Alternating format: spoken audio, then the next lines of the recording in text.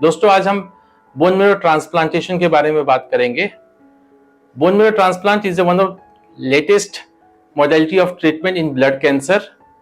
इसमें हम दो प्रकार की पद्धतियों का इस्तेमाल करते हैं। एक है ऑटोलोगस ट्रांसप्लांट एंड दूसरा है allogenic bone marrow transplant. Autologous transplant उसको बोलते हैं जिसमें कि पेशेंट जो कि कैंसर से ग्रसित था उसको हमने ट्रीटमेंट के द्वारा एक रेमिशन अचीव किया। उसके बाद हम उसी के अच्छे स्टेम सेल्स को लेकर एक हाई डोज कीमोथेरेपी देकर उसके बोन मैरो को डिस्ट्रॉय करके हम न्यू स्टेम सेल को ट्रांसप्लांट करते हैं। एंड ट्रांसप्लांट जो करते हैं वो एक नॉर्मल प्रोसेस है, इसमें कोई सर्जरी की आवश्यकता नहीं है। It's just like a simple blood transfusion जिसमें कि हम stem cells through peripheral routes body में छोड़ते हैं एंड वो ऑटोमेटिकली बोन मैरो में जाकर स्टेम सेल्स जो नए स्टेम सेल्स हैं वो अपना काम स्टार्ट करते हैं।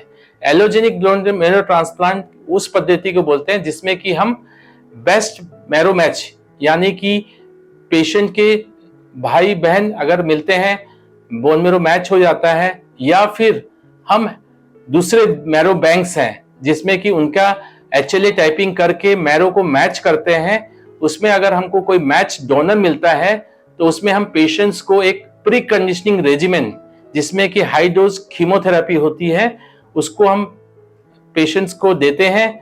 उसके बाद एक डोनर से हम ग्रोथ फैक्टर देते हैं डोनर को, जिससे कि उनका स्टेम सेल्स बढ़ जाते हैं और वो स्टेम सेल्स को हम कलेक्ट करते हैं। उसके काउंट्स स्टेम सेल्स के CD34 काउंट्स के द्वारा हम उसकी क्वालिटी ऑफ स्टेम सेल्स देखते हैं। उसके बाद हम पेशेंट्स को according to the regiment 3 days और 5 डेज के बाद उसको स्टेम सेल ट्रांसप्लांट करते हैं।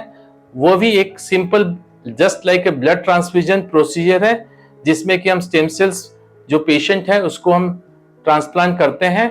एंड वंस ट्रांसप्लांट होता है तो उसमें फिर आपको ये देखना होता है पेशेंट्स की जो रिकवरी पीरियड है।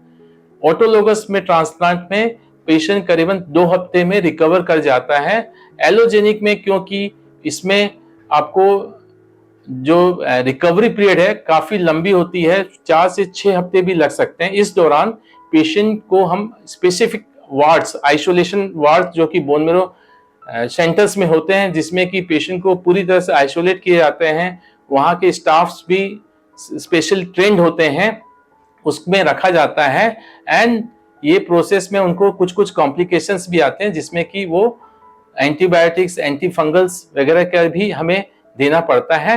एंड अल्टीमेटली वो 4 to 6 वीक में रिकवर कर जाते हैं। Thank you.